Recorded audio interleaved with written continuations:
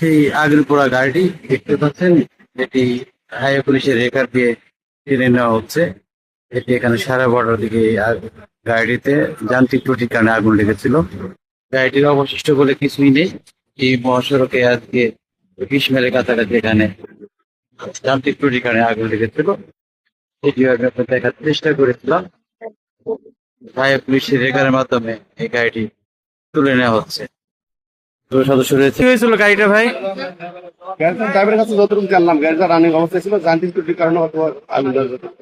কোনো ক্ষয়ক্ষতি লোকজন হতাহত হয়নি, তবে গাড়িটা আগুন লাগছে। গাড়িটা আগে এখানে দেখতে পাচ্ছেন যে একটি নোয়া প্রাইভেট কার, সেই নোয়া প্রাইভেট কারটি এখানে এই চলন্ত রাস্তায় এখানে আগুন ধরে গিয়েছিল এবং এখানে একটু আগে ফায়ার সার্ভিস এবং অন্যান্য যারা আসছিল তারা এখানে এই গাড়িটি আগুন দিতে চলে গেছে এবং এই মুহূর্তে হাইওয়ে পুলিশের যারা সদস্য তারা রয়েছে।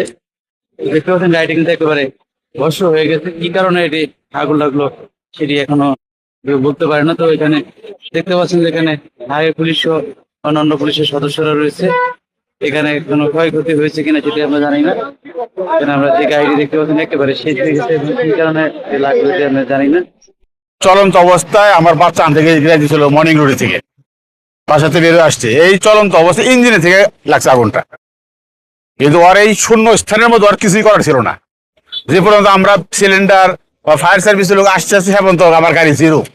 আসতে ওরা কোনিক ফিলিং স্টেশন থেকে যাবে ওরা মর্নিংগুলো স্কুলে স্টুডেন্ট আনতে, রাস্তায় ওটা সামনে থেকে দিয়ে ধোঁয়া উঠতেছে, পরে গাড়ি সাইড করতে করতেই সামনে থেকে আগুন ধরে গেছে।